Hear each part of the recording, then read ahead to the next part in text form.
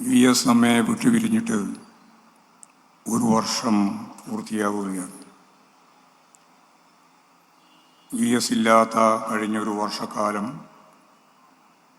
സംഭവബഹുലമായ രാഷ്ട്രീയ പശ്ചാത്തലമാണ് ലോകത്തും ഇന്ത്യയിലും കേരളത്തിലുമെല്ലാം ഉണ്ടായിട്ടുള്ളത്.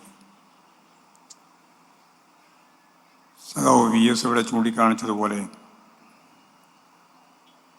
തൻ്റെ 102ാമത്തെ വയസ്സിലാണ് നമ്മെ വിട്ടുപിരിയുന്നത്.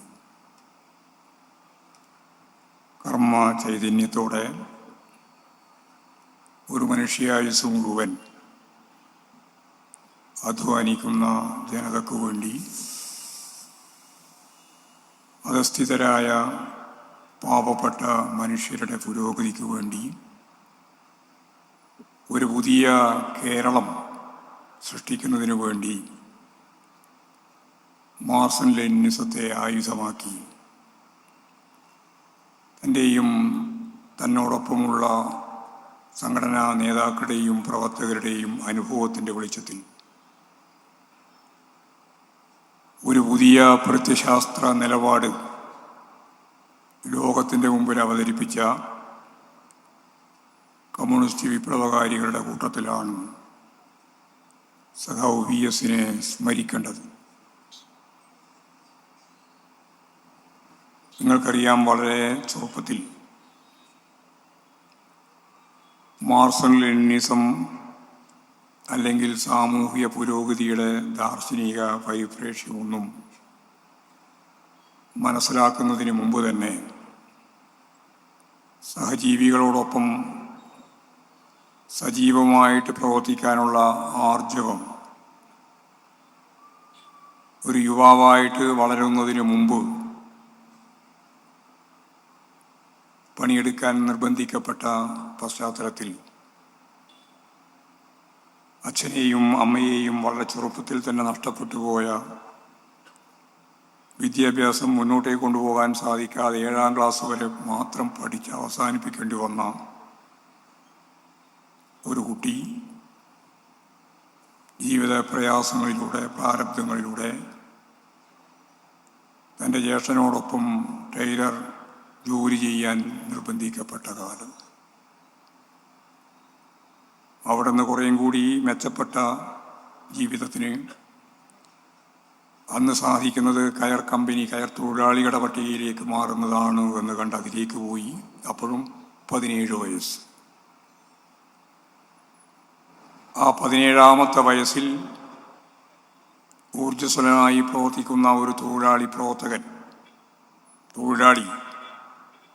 അവരുടെ പ്രശ്നങ്ങളിൽ സജീവമായിട്ട് ഇടപെടുന്ന ഒരാൾ എന്ന നിലയിൽ കമ്മ്യൂണിസ്റ്റ് പാർട്ടിയുടെ അതിൻ്റെ ആവിർഭാവ കാലഘട്ടത്തിലെ ഓരോരുത്തരുടെയും കഴിവുകളെയും ശേഷിയെയും സന്നദ്ധതയെയും എല്ലാം കണ്ടറിഞ്ഞ് കമ്മ്യൂണിസ്റ്റ് പ്രസ്ഥാനത്തിൻ്റെ ഭാഗമാക്കാൻ നടത്തുന്ന ഗവേഷണപരമായ പ്രവർത്തനത്തിൽ മുഴുകിയ കേരളത്തിലെ കമ്മ്യൂണിസ്റ്റ് നേതാവായിരുന്നു സഖാവ് കൃഷ്ണപിള്ള. കൃഷ്ണപിള്ളയാണ് സഖാവ് VSൻ്റെ ഈ കർമ്മശേഷിയെ കണ്ടറിഞ്ഞ് 17ാമത്തെ വയസ്സിൽ തന്നെ പാർട്ടി അംഗത്വത്തിലേക്ക് വന്ന് 1923 സഖാവ് ജനിച്ചത്.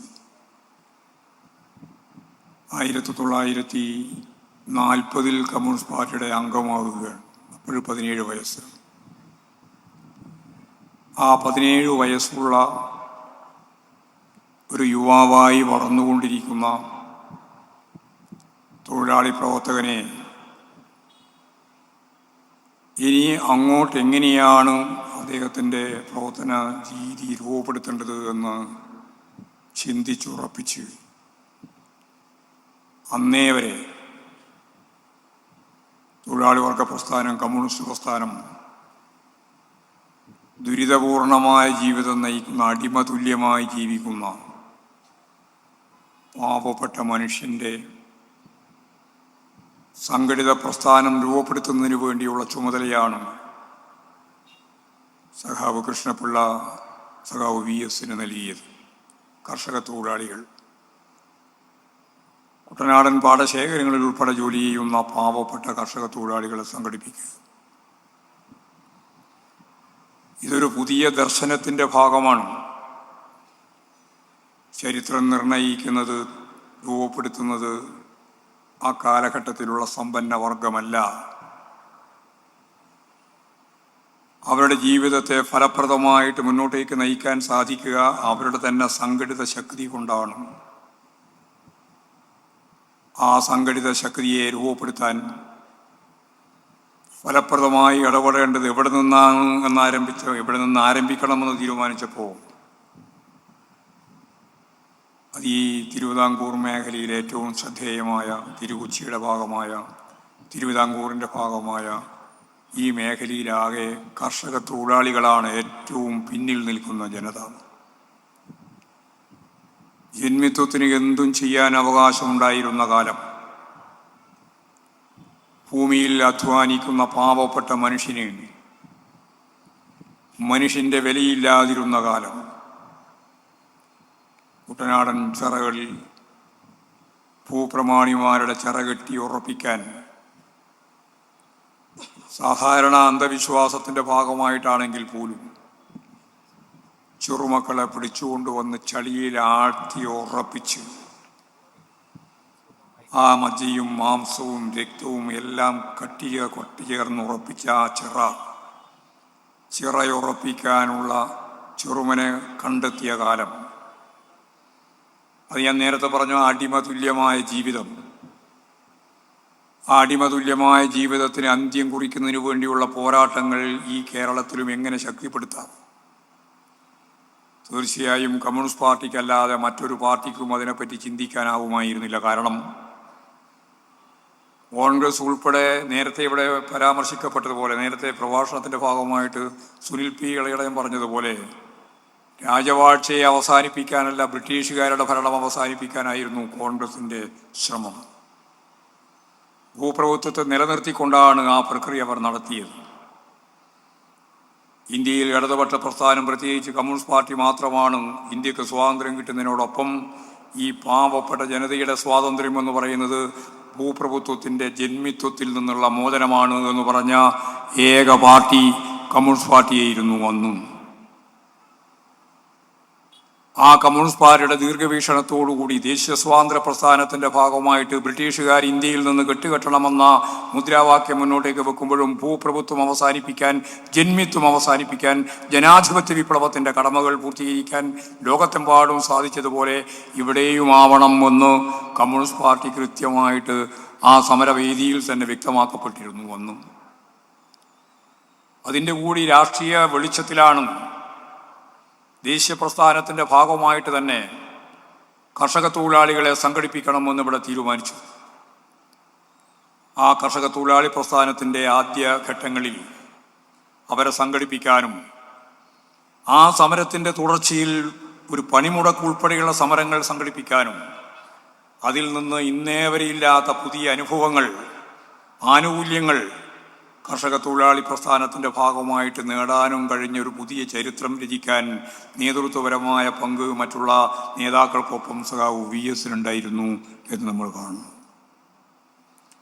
മനുഷ്യനെ മനുഷ്യനാക്കി രൂപപ്പെടുത്താൻ നടത്തിയ ആദ്യ ശ്രമങ്ങളിൽ 1940കളുടെ ആദ്യം മുതൽ ശക്തമത്തായ രീതിയിലുള്ള ഒരു മുന്നേറ്റം ഈ കർഷക തൊഴിലാളി പ്രസ്ഥാനത്തിൻ്റെ ഭാഗമായിട്ട് രൂപപ്പെടുത്താനും അത് പിന്നീട് തിരുവിതാംകൂർ മേഖലയിലാകുകയും പിന്നീട് കുറേയും കൂടി കഴിഞ്ഞപ്പോൾ കേരളത്തിലാകുകയും കർഷക തൊഴിലാളി പ്രസ്ഥാനം വളർന്നു വരുന്ന പശ്ചാത്തലം രൂപപ്പെടുത്താനും കഴിഞ്ഞത്, അതിൽ നേതൃത്വപരമായ പങ്ക് തൻ്റെ അവസാന ശ്വാസം വരെ കർഷക തൊഴിലാളി പ്രസ്ഥാനത്തിൻ്റെ ഏറ്റവും പ്രധാനപ്പെട്ട ചുമതലക്കാരനായി, അതിൻ്റെ അമരക്കാരനായി നിലകൊണ്ടു എന്നുള്ളതാണ്. PBയിലും അതുപോലെ തന്നെ മുഖ്യമന്ത്രിയായപ്പോഴും എല്ലാ സന്ദർഭത്തിലും, ഏത് സന്ദർഭത്തിലും അദ്ദേഹത്തിൻ്റെ ജീവശ്വാസം പോലെ കർഷക തൊഴിലാളിയും കർഷക തൊഴിലാളി പ്രസ്ഥാനവും അദ്ദേഹം നെഞ്ചേറ്റിയിരുന്നു എന്ന് നമുക്ക് നന്നായിട്ട് അറിയാൻ കഴിയും.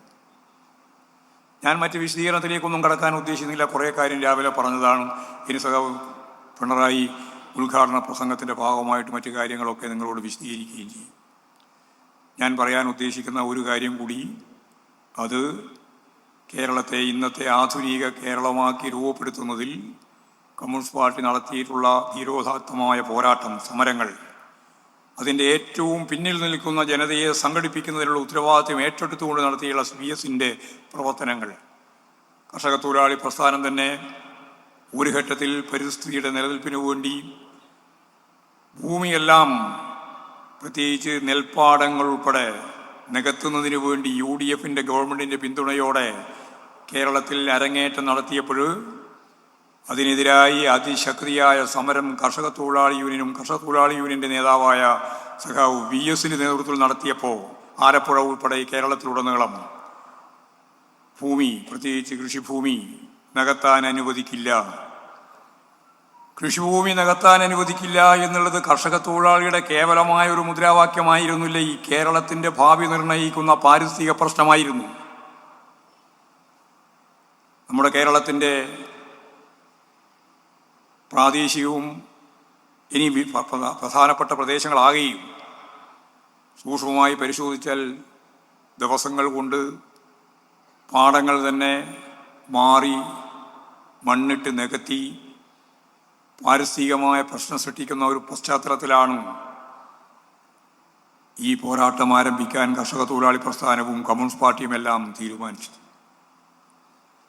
ആ തീരുമാനത്തിൻ്റെ ഭാഗമായിട്ടാണ് മണ്ണിട്ട് നികത്തുക എന്നുള്ളത്, കൃഷിഭൂമി ഇല്ലാതാക്കുക എന്നത് ഒരു തരത്തിലും കേരളത്തിൽ അനുവദിക്കില്ല എന്ന് സംഘടിത പ്രസ്ഥാനം ശക്തിയായിട്ട് നിലകൊണ്ടപ്പോഴാണ് അല്പം ആശ്വാസം കിട്ടിയത്.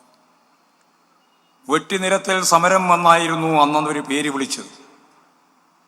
ആ വെട്ടിനിരത്തൽ സമരത്തെപ്പറ്റി അതിന് 10 കൊല്ലം കഴിഞ്ഞപ്പോൾ നമ്മളെ ഏറ്റവും ശക്തിയായിട്ട് എതിർത്ത പത്രമാധ്യമങ്ങളിൽ സഖാവ് VS നടത്തിയിട്ടുള്ള, കർഷക തൊഴിലാളി പ്രസ്ഥാനം നടത്തിയിട്ടുള്ള ഈ സമരം കേരളത്തിൻ്റെ പാരിസ്ഥിതികമായ നിലനിൽപ്പിന് ആവശ്യമായ ഒന്നായിരുന്നു എന്ന് അവർക്ക് ഭംഗ്യം തരേണ പറയേണ്ടി വന്നു. വലിയ പോരാട്ടങ്ങളിലൂടെയാണ് നമുക്ക് ഈ കേരളത്തിൽ ഇന്ന് കാണുന്ന ആധുനിക കേരളത്തെ നമ്മൾ രൂപപ്പെടുത്തിയത്. ഒരു മുതലാളിത്ത സമൂഹത്തിൻ്റെ ഭാഗമായിട്ട് നിൽക്കുമ്പോൾ പാർലമെൻ്ററി ജനാധിപത്യ സംവിധാനത്തിലൂടെ നമുക്ക് ജനസമ്മതിയോടെ അധികാരത്തിൽ വരാൻ കഴിഞ്ഞാൽ ആ അധികാരത്തിൽ വരുന്നതിൻ്റെ ഭാഗമായിട്ട് എല്ലാ കാര്യങ്ങളും നേടാനാവുമെന്ന ഒരു ധാരണ ഒരുപാട് ആളുകളെ സ്വാധീനിച്ചിട്ടുണ്ടായിരുന്നു. 1957 തന്നെ. 57ലാണ് ലോക ചരിത്രത്തിൽ ആദ്യമായിട്ട് കമ്മ്യൂണിസ്റ്റ് പാർട്ടി ജനസമ്മതിയോടെ അധികാരത്തിൽ വരുന്ന ഒരു പുതിയ കാലം പിറന്നത്.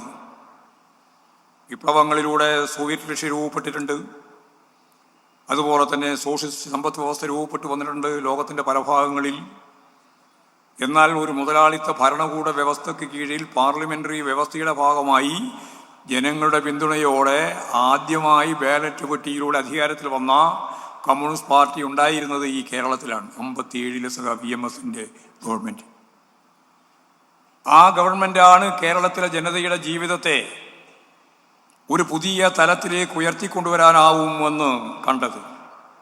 സഖാ VMS പറഞ്ഞു, നമുക്ക് പരിമിതികളുണ്ട്, പരിമിതികൾ ഭരണകൂടവുമായിട്ട് ബന്ധപ്പെട്ട് തന്നെയാണ്, എന്നാൽ നമുക്ക് അവസരങ്ങളുമുണ്ട്, അവസരങ്ങൾ ഉൾപ്പെടെ ഉപേക്ഷിക്കണമെന്ന് പറയുന്നവരുണ്ടായിരുന്നു.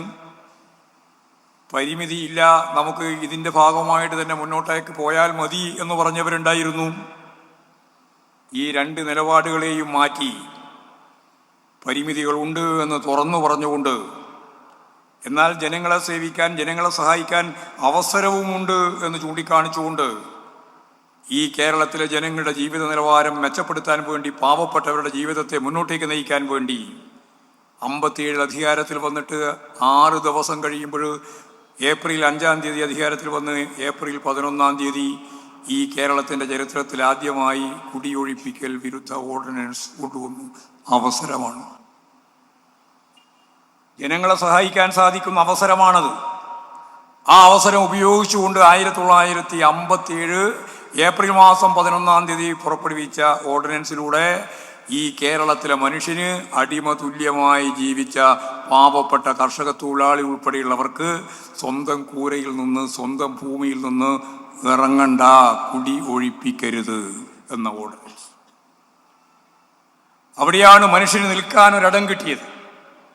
മനുഷ്യന് നിൽക്കാൻ ഒരിടം കിട്ടിയാലാണ് തൻ്റെ ഇടിയാവുക. തൻ്റെ ഇടം, ആ ഒരു തൻ്റെ ഇടി ജനതയെ സൃഷ്ടിക്കാനായത് ഈ 57 അവസരം ഉപയോഗിച്ചുകൊണ്ടാണ്.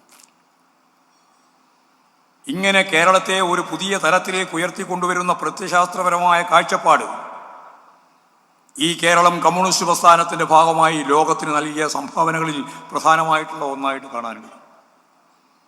അതിനുശേഷം 67 അധികാരത്തിൽ വന്നപ്പോൾ EMSന്റെ ഗവൺമെൻറ് തന്നെ കൃഷിഭൂമി കൃഷിക്കാരന് എന്ന മുദ്രാവാക്യം, ഭൂപ്രഭുത്വം അവസാനിപ്പിക്കുന്ന മുദ്രാവാക്യം ഇവിടെ നടപ്പിലാക്കി. ആ കൃഷിഭൂമി കൃഷിക്കാരന് എന്ന നിയമം നടപ്പിലാക്കുന്നതിന് വേണ്ടിയുള്ള ശ്രമത്തിൽ നിയമം പാസ്സാക്കിയത് കൊണ്ട് മാത്രം നടക്കില്ല, നടപ്പിലാക്കുന്നതിന് വേണ്ടിയിട്ടാണ് ഈ ആലപ്പുഴയിൽ 1969 ഡിസംബർ മാസം 14-ാം തീയതി 5 ലക്ഷത്തിലധികം വരുന്ന മനുഷ്യരെ, ജനസാഗരത്തെ സൃഷ്ടിച്ചുകൊണ്ട് അതിന് നേതൃത്വം കൊടുത്ത സഖാവ് VS ആണ് ആ ഉജ്ജ്വലമായിട്ടുള്ള സമ്മേളനത്തിന്. 5 ലക്ഷം ആളുകൾ പങ്കെടുത്ത സമ്മേളനമാണ് ഇവിടെ അറുവാട് മൈതാനത്തിൽ. ആ സമ്മേളനത്തിൽ വെച്ച് സഖാവ് AKG ആണ് അന്ന് ഒരു കാര്യം ഉറപ്പായിട്ട് പറഞ്ഞത്. കാർഷിക ഭൂപരിഷ്കരണ ഭേദഗതി നിയമം എന്ന് പറഞ്ഞാൽ ജന്മിത്വം അവസാനിപ്പിക്കുന്ന നിയമം പാസാക്കി. അത് പ്രസിഡന്റിന് അയച്ചിരിക്കുകയാണ്, നിയമമായിട്ട് വരണം. പാസാക്കിയത് 1969 ഒക്ടോബർ 14-ന്. സമ്മേളനം നടക്കുന്നത് ഡിസംബർ 14-ന്. ആ ഡിസംബർ 14-ാം തീയതി സഖാവ് AKG പറയുകയാണ് ഇവിടെ ഈ ആലപ്പുഴയിൽ. AKG പറഞ്ഞത് വളരെ ഹ്രസ്വമാണ്, വലിയ ദീർഘപ്രസംഗമല്ല. AKG പറഞ്ഞു, കാർഷിക ഭൂപരിഷ്കരണ ഭേദഗതി നിയമം പാസാക്കിയിരിക്കുന്നു. അപ്പോഴേക്ക് നമ്മുടെ ഗവൺമെൻറ് മാറി പുതിയ ഗവൺമെൻറ് അധികാരത്തിൽ വന്ന സമയമാണ്. അപ്പോഴാണ് സഖാവ് AKG പറയുന്നത്, നിങ്ങൾ നിയമം നടപ്പിലാക്കിയാലും നടപ്പിലാക്കിയില്ലെങ്കിലും ഞങ്ങൾ ഈ ലക്ഷക്കണക്കിന് പാവപ്പെട്ട കർഷക തൊഴിലാളികളും കൃഷിക്കാരും, ഞങ്ങൾ ഈ നിയമം 1970 ജനുവരി മാസം 1-ാം തീയതി നടപ്പിലായതായി ഇതാ പ്രഖ്യാപിക്കുന്നു എന്നാണ് സമരപ്രഖ്യാപന പ്രസംഗം AKGയുടെ. കരഘോഷത്തോടു കൂടിയാണ് ജനങ്ങൾ ഏറ്റുവാങ്ങിയത്. അതിൽ EMS ഉണ്ട്, സുന്ദരയ്യ ഉണ്ട്, CH കണാരനുണ്ട്, അതുപോലെ തന്നെ നമ്മുടെ പ്രിയപ്പെട്ട രക്തസാക്ഷിത്വം വരിക്കേണ്ടി വന്ന അഴീക്കോടൻ്റെ ഹഗവനുണ്ട്, സഖാവ് നായനാരുണ്ട്. ഇവരെല്ലാം ഉൾക്കൊള്ളുന്ന ഒരു വലിയ സമ്മേളന വേദിയാണ്. സഖാവ് VS ആണ് ആ സമ്മേളനം പ്ലാൻ ചെയ്യുന്നതിൻ്റെ അതിൽ പ്രചരണ ജാഥ ഉൾപ്പെടെ നയിച്ച് മുമ്പോട്ടേക്ക് വന്നിട്ടുള്ള മഹാനായിട്ടുള്ള കമ്മ്യൂണിസ്റ്റ് വിപ്ലവകാരി. ഇവരെല്ലാം ചേർന്നുകൊണ്ടൊരു പുതിയ ദിശ കമ്മ്യൂണിസ്റ്റ് പ്രസ്ഥാനത്തിന് സൃഷ്ടിക്കുകയാണ് ലോകത്തിൻ്റെ മുമ്പിൽ. പാർലമെൻ്ററി പ്രവർത്തനത്തിൻ്റെ ഭാഗമായിട്ട് നേടിയ അവകാശങ്ങൾ അല്ലെങ്കിൽ പാസാക്കിയ നിയമം അത് വലതുപക്ഷ ശക്തികൾ ഒരിക്കലും നടപ്പിലാക്കില്ല. ഇടതുപക്ഷ ശക്തികൾക്ക് മാത്രമേ അത് നടപ്പിലാക്കാനുള്ള ആർജവം ഉണ്ടാവുള്ളൂ. അത് കൃത്യമായിട്ട് മനസ്സിലാക്കി പാർലമെൻ്ററി പ്രവർത്തനത്തിലൂടെ നിയമം നിർമ്മിക്കുകയും പാർലമെൻറ്റേതര പ്രവർത്തനത്തിൻ്റെ ഭാഗമായിട്ടുള്ള ഉജ്ജ്വല പോരാട്ടങ്ങളിലൂടെ സമരങ്ങളിലൂടെ ആ പാസാക്കിയ നിയമം നടപ്പിലാക്കുന്നതിന് വേണ്ടിയുള്ള ജനകീയ ശക്തിയെ രൂപപ്പെടുത്തുകയും ചെയ്യുക. ഇത് രണ്ടും ചേർന്ന ഒരു പ്രത്യയശാസ്ത്ര കാഴ്ചപ്പാടാണ് നമ്മൾ ലോകത്തിൻ്റെ മുമ്പിൽ അവതരിപ്പിച്ചത്. പാർലമെൻ്ററി പ്രവർത്തനത്തിലൂടെ നമ്മൾ കൃത്യമായിട്ട് നിയമം നിർമ്മിക്കുന്നു, അതിനുള്ള അവസരം കിട്ടിയപ്പോൾ നിർമ്മിക്കുന്നു. ആ നിയമം നടപ്പിലാക്കാൻ കൂട്ടാക്കാതിരിക്കുന്ന പശ്ചാത്തലത്തിൽ ആ നിയമം നടപ്പിലാക്കുന്നതിന് വേണ്ടി ദശലക്ഷക്കണക്കിന് മനുഷ്യരെ അണിനിരത്തി കമ്മ്യൂണിസ്റ്റ് പ്രസ്ഥാനം അതിൻ്റെ ചരിത്രത്തിലെ ഏറ്റവും ഉജ്ജ്വലമായിട്ടൊരു അധ്യായം രചിച്ചുകൊണ്ട് പാർലമെൻ്ററി പ്രവർത്തനത്തെയും പാർലമെൻറ്റേതര പ്രവർത്തനത്തെയും കൂട്ടി യോജിപ്പിച്ച് മുന്നോട്ടേക്ക് കൊണ്ടുപോയ ഒരു പ്രത്യേക മുഹൂർത്തം. അതാണ് 1970 ജനുവരി മാസം 1. ഈ സമ്മേളനം കഴിഞ്ഞ് ജനുവരി മാസം 1-ാം തീയതി കേരളത്തിൽ അങ്ങോളം ഇങ്ങോളമുള്ള കുടികിടപ്പ് ഉൾപ്പെടെയുള്ള പാവപ്പെട്ട കുടിയാൻ്റെ കയ്യിലുള്ള ഭൂമി സുരക്ഷിതമാക്കാൻ ജനങ്ങളാകെ മുന്നിട്ടിറങ്ങുന്നൊരു കാഴ്ച, കമ്മ്യൂണിസ്റ്റുകാർ മുഴുവൻ ഇറങ്ങുന്ന കാഴ്ച.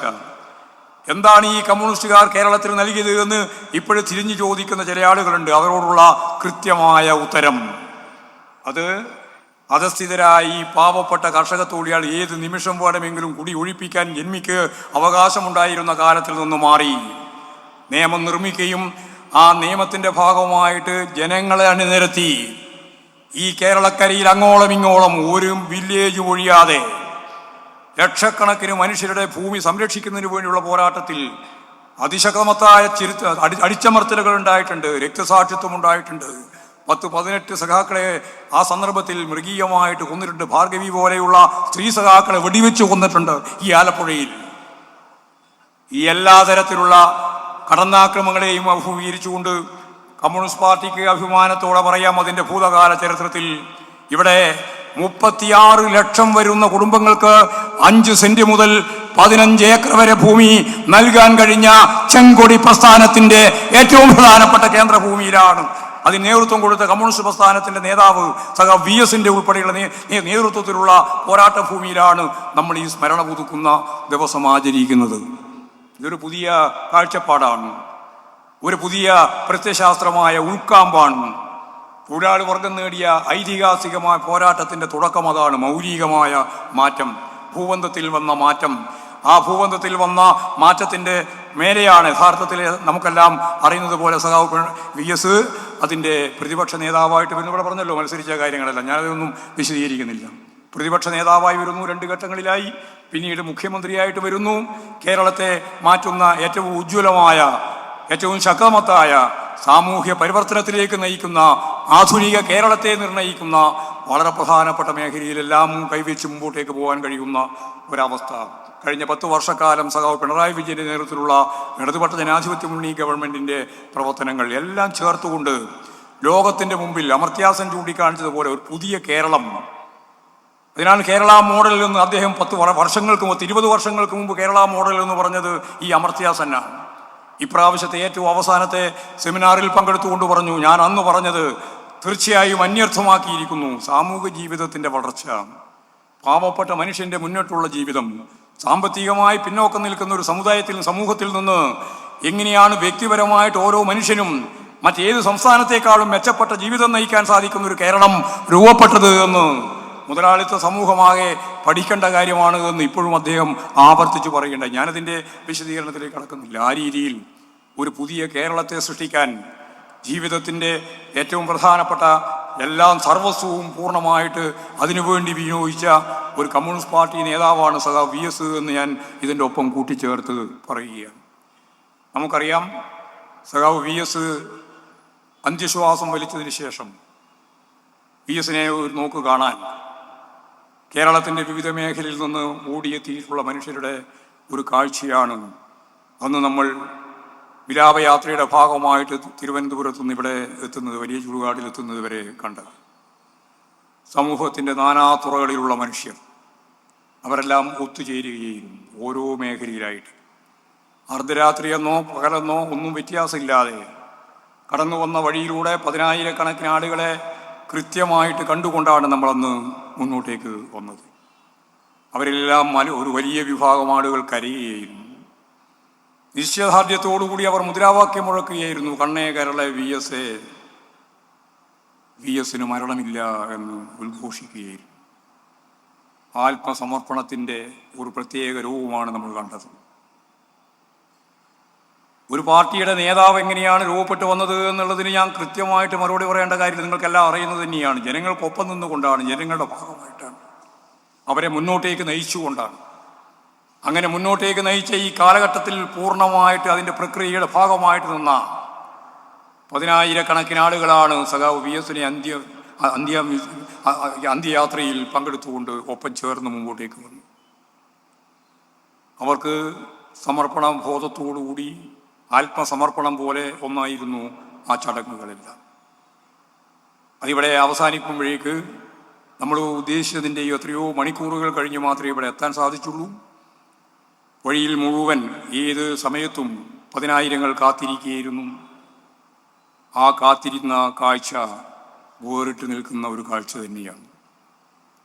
ഒരു കമ്മ്യൂണിസ്റ്റ് വിപ്ലവകാരിക്ക് ജനങ്ങൾ നൽകുന്ന അന്ത്യയാത്ര അത്ഭുതം സൃഷ്ടിച്ച ഒന്നായിരുന്നു. ആ അത്ഭുതം സൃഷ്ടിച്ച യാത്രയുടെ അടിസ്ഥാനം ജീവിത സമർപ്പണത്തിലൂടെ ഒരു നേതാവ് ജനങ്ങൾക്ക് വേണ്ടി നടത്തിയിട്ടുള്ള സേവനപരമായ സ്വാർത്ഥതയില്ലാത്ത ഒരു കമ്മ്യൂണിസ്റ്റ് വ്യക്തി ജീവിതത്തിൻ്റെ ഭാഗമായിട്ട് നേടാൻ കഴിഞ്ഞ ആ സ്വത്വം അത് തിരിച്ചറിഞ്ഞ സാധാരണ മനുഷ്യർ അവർ സ്വാഭാവികമായിട്ടും അതിന് ഞാൻ നേരത്തെ പറഞ്ഞ പോലെ ആത്മസമർപ്പണത്തോടെ ആ നേതാവിന് വിട നൽകുന്ന ഒരു കാഴ്ചയാണ് നമ്മൾ കണ്ടത്. ഇന്ന് രാവിലെ മുതൽ കേരളത്തിൽ അങ്ങോളം ഇങ്ങോളം എല്ലാ ബ്രാഞ്ചുകളിലും, എല്ലാ ലോക്കൽ കമ്മിറ്റികളിലും, എല്ലാ ഏരിയ കമ്മിറ്റികളിലും, എല്ലാ ജില്ലാ കേന്ദ്രത്തിലും സഖാവ് VS-ന്റെ സ്മരണകൾ ഉയർത്തുന്ന വിവിധ പരിപാടികൾ നടന്നു വരികയാണ്. ഇന്ന് രാവിലെ മുതൽ ഇന്ന് വൈകുന്നേരമാകുമ്പോഴേക്ക് എല്ലാ സമ്മേളനങ്ങളായിട്ടത് മാറുകയാണ്. ലക്ഷക്കണക്കിന് ആളുകൾ പങ്കെടുക്കുന്ന പൊതുപരിപാടികൾ കേരളത്തിലുടനീളം ഈ സന്ദർഭത്തിൽ തന്നെ നടന്നുകൊണ്ടിരിക്കുകയാണ്. ആ രീതിയിൽ കേരളത്തിലെ കമ്മ്യൂണിസ്റ്റ് പ്രസ്ഥാനത്തിന്, ഇടതുപക്ഷ രാഷ്ട്രീയത്തിന് ശക്തമത്തായ പ്രതികൂല സാഹചര്യങ്ങളിൽ ബൂർഷ്വാ രാഷ്ട്രീയ പ്രസ്ഥാനങ്ങളും പുതുതായിട്ട് വന്ന UDF ഗവൺമെൻറ്റും അതിൻ്റെ ഒപ്പം നിൽക്കുന്ന മാധ്യമ ശൃംഖലകളാകുകയും കള്ളപ്രചരണങ്ങളിലൂടെ കമ്മ്യൂണിസ്റ്റ് പ്രസ്ഥാനത്തെയും ഇടതുപക്ഷ പ്രസ്ഥാനത്തെയും തകർക്കുന്നതിന് വേണ്ടിയുള്ള പ്രചാരവേലകൾ ശക്തിപ്പെടുത്തുന്ന ഈ സന്ദർഭത്തിൽ നമ്മളാണ് അതിൻ്റെ കാവലാളായിട്ട് നിൽക്കുന്ന ശക്തി എന്ന് തൊഴിലാളി വർഗം, അധ്വാനിക്കുന്ന ജനത, ഈ കേരളത്തിലെ സാധാരണ മനുഷ്യർ, മതനിരപേക്ഷ ഉള്ളടക്കമുള്ള മനുഷ്യർ മുമ്പ് ഓരോ ഘട്ടത്തിലും ശക്തമത്തായ ചെറുത്തുനിൽപ്പിലൂടെ പ്രസ്ഥാനത്തെയും കമ്മ്യൂണിസ്റ്റ് പ്രസ്ഥാനത്തിൻ്റെ ഭാഗമായിട്ട് രൂപപ്പെട്ടു വരുന്ന ഗവൺമെൻറ്റുകളെയും സംരക്ഷിച്ച അനുഭവം നമ്മുടെ മുമ്പിലുണ്ട്. തീർച്ചയായിട്ടും നമുക്ക് കൃത്യതയോടുകൂടി പറയാൻ കഴിയും, ഈ എല്ലാ തരത്തിലുള്ള ദൗർബല്യങ്ങളും പരിഹരിച്ചുകൊണ്ട് കമ്മ്യൂണിസ്റ്റ് പ്രസ്ഥാനത്തെയും ഇടതുപക്ഷ പ്രസ്ഥാനത്തെയും ഇടതുപക്ഷ ജനാധിപത്യ മുന്നണിയെയും ശക്തിപ്പെടുത്തിക്കൊണ്ട് കേരളത്തിലെ കമ്മ്യൂണിസ്റ്റ് പ്രസ്ഥാനം അതിൻ്റെ ചരിത്രത്തെ കൃത്യമായിട്ട് അടയാളപ്പെടുത്തി ഇനിയും നമുക്ക് ഉജ്ജ്വലമായ തിരിച്ചുവരവിനുള്ള ഊർജസ്രോതസ്സായി സഖാവ് VS-നെയാണ് നമുക്ക് കാണാനാവുക ചരിത്രത്തിൻ്റെ ഭാഗമായിട്ട്. ആ ഊർജസ്രോതസ്സായ സഖാവ് VS-ന്റെ സ്മരണക്ക് മുമ്പിൽ ആദരാഞ്ജലികൾ അർപ്പിച്ചുകൊണ്ട് ഏതു പ്രതികൂല സാഹചര്യത്തെയും അഭിമുഖീകരിക്കാൻ പാർട്ടിയെയും പ്രസ്ഥാനത്തെയും പ്രാപ്തമാക്കുന്നതിനു വേണ്ടിയുള്ള പ്രവർത്തനത്തിൽ നമുക്ക് മുഴുകാം എന്ന പ്രതിജ്ഞയാണ് നമുക്ക് ഈ ദിനത്തിൽ എടുക്കാനുള്ളത്.